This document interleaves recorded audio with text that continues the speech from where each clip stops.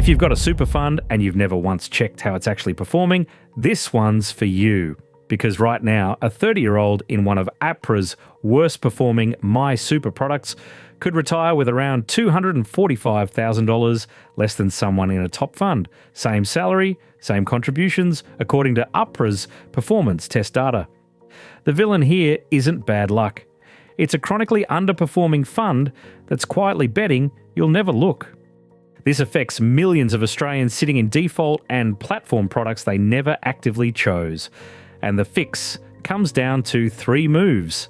Check whether your fund is failing APRA's performance test, benchmark your fees on the ATO's Your Super tool, and switch to a top, low-fee fund.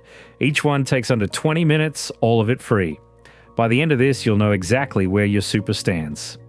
Here's the central number, 3.2 percentage points. That's the gap in annual return between the best and worst MySuper funds over the 10 years to 30th June 2024, based on APRA fund level statistics and ASFA's 2025 analysis. That sounds small. But here's the part nobody tells you.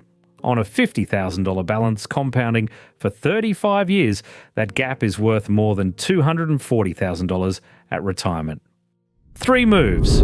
Check your fund against APRA's test. Benchmark your fees, then switch to a top, low-fee fund. Each one takes under 20 minutes, and every tool is free. So how does this happen? APRA, the regulator that oversees your super, runs an annual performance test that compares every MySuper and trustee-directed product against a benchmark portfolio, net of fees. Trustee-directed products include a lot of platform and wrap options sitting inside big retail brands and employer plans. APRA's data shows huge dispersion in net returns, with some products consistently lagging their benchmarks year after year. Yet millions of members stay put, simply because the fund carries a familiar name. And the gap is brutal. ASFA's 2025 statistics, drawing on APRA data, show 10-year average super returns to $30 June 2024 of around 7 to 8% a year, but the worst quartile of funds delivered closer to 4 to 5% over the same period. Take a 30-year-old earning $80,000 with a $50,000 balance and contributions at 11.5%. A 7.5% fund lands near $880,000, while a 4.3% underperformer leaves them with about $635,000, roughly $245,000 less. APRA 2024, ASFA 2025. Then there's the second layer, fee creep. PwC's 2025 Value in Motion report, using APRA data, found member and employer fees jumped 21% in the 2025 financial year, nearly double the rate of asset growth. And the gap between funds is enormous. Among some of the largest funds, operating expense ratios range from 0.1 to 0.4%, a 4-fold difference, PwC 2025. So if you're in a high-fee, low-return product, you get hit twice, weaker returns and higher cost drag. Here's what fees alone cost you. A difference of just 0.3 percentage points in ongoing fee, say 0.7% versus 0.4% on the same career-long contributions, can quietly shave around $70,000 off your retirement balance, modelled from APRA net returns and PwC's fee ranges. A low-fee fund at 7.5% lands near $880,000. The high-fee version drops to about $810,000. And every year you wait, that gap compounds further out of your reach. Now, the belief that stops most people acting. If my fund was really bad, surely the government would just move me out. It won't. Under APRA's performance test, a failing product must notify members, and after 2 consecutive fails, it closes to new members. But existing members are not automatically transferred. In fact, 5 products that failed twice in a row were closed in 2025, while their members stayed put. Finder APRA 2025. You have to switch yourself. So put both costs side by side. Around $245,000 lost to lower returns, plus roughly $70,000 to higher fees, both modelled from APRA, ASFA, and PwC 2025 data. Combined, a younger worker stuck in a high-fee underperformer can be over $250,000 worse off by retirement. That's not a rounding error. That's a house deposit gone. Let me show you what this looks like in real life. Meet Sarah. She's 32, a marketing manager in Sydney earning $95,000 a year. She's got $70,000 in super, sitting in an employer default, platform-style, trustee-directed product she never actively chose, with an all-in fee around 0.8%. She's got 33 years until she's 65. She decided to actually look. Here's what Sarah found. Discovery 1, 5.0%. That's the 8-year net return on her specific product, according to APRA's annual fund level statistics and performance test results. It barely scraped past the 2025 test, and only after fee rebates were applied. Compare that to 7.5% for a top quartile MySuper product, a gap of 2.5 percentage points a year. Applied over her remaining 33 years, that can cost Sarah roughly $180,000 by retirement, APRA 2025. Discovery 2, 0.8%. Using the ATO's Your Super comparison tool, Sarah found her product's total fee and indirect cost ratio sits around 0.8%, while several leading MySuper products charge just 0.4 to 0.5%. Against PwC's reported large fund operating expense range of 0.1 to plus 0.4%, she's at the high end. On her projected balance, that extra 0.3 to 0.4 points is $750 to $1,000 a year, about $30,000 to $40,000 over her career. Your super, PwC 2025.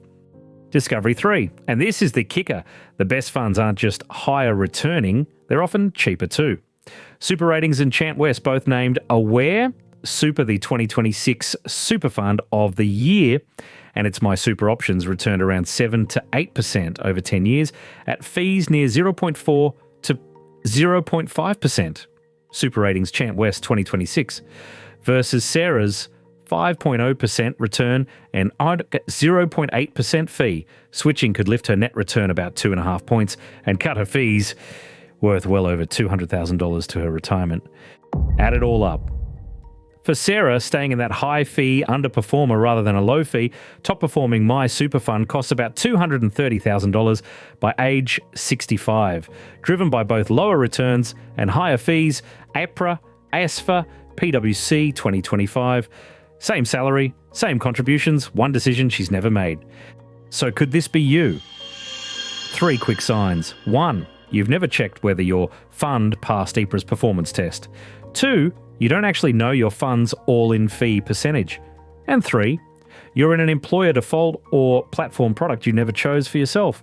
If even one of those rings true, the next 3 moves are exactly what you need. 3 moves, let's do them. Move 1, check whether your fund is failing APRA's performance test. Log into your super account and note the exact product name and any identifier, something like XYZ Balance Trustee Directed. Then head to APRA's annual fund level superannuation statistics and the latest performance test lists, and search your product to see its pass or fail status and net return history. This is general information, not personal advice. 3 quick steps. 1, log in and note your exact product name and identifier.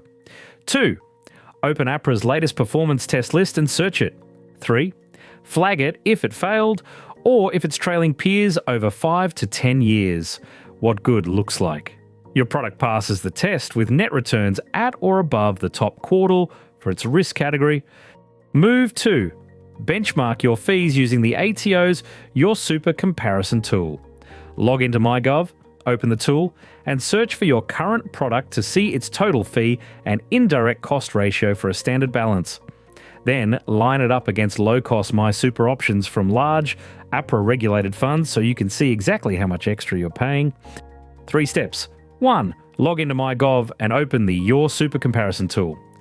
2, search your product and note its total fee on a $50,000 balance. 3, compare up to 4 MySuper alternatives side by side. What good looks like. All-in fees, including admin and investment, around 0.4 to 0.6% a year. Move 3, shift to a top-performing, low-fee default. Use your super, APRA's statistics and ratings agencies like Super Ratings to shortlist 2 or 3 funds with 10-year returns around 7 to 8% and fees in the 0.4 to 0.6% range. Then check your employer can pay into your chosen fund and complete a rollover to consolidate your existing super into the new option. 3 steps. 1. Shortlist 2 or 3 funds with strong long-run returns and low fees. 2. Confirm your employer can pay contributions into your chosen fund. 3. Complete a rollover through the new fund's portal or via MyGov to consolidate what good looks like. Membership in a large APRA-regulated, award-recognised fund, returning at or above industry averages. Why act now? Because the regulatory net is tightening. In 2021, APRA's MySuper performance test began annually benchmarking products net of fees and forcing fail notifications. In 2023 and 2024, the test expanded to trustee-directed products, those platform and choice options, exposing a much wider set of underperformers. And in 2025, 7 trustee-directed products failed, run by AMP, Insignia Financial and Bendigo Superannuation, with 5 of them failing 2 years in a row and closing to new members. Finder APRA 2025. The pressure is only growing, but it still won't move you for you. Once you've acted, here's how to confirm it worked. You should see a single consolidated balance in your new fund. Confirm your employer's super guarantee contributions land in the new fund from your next pay cycle. And if you held insurance inside your old fund, check that cover transferred or was replaced before you closed it. Never assume. Everything here is built on APRA's fund-level statistics, ASF's 2025 analysis, PwC's Value in Motion report, the ATO's Your Super tool, and Super Ratings, all linked below so you can check your own fund. So that's it. Check your fund against APRA's test, benchmark your fees on your super, and switch to a top, low-fee fund. Next week, how to roll over your super in 20 minutes without losing your insurance. If this saved you from leaving $250,000 on the table, subscribe. That's the one thing that helps us keep reading the fine print for you.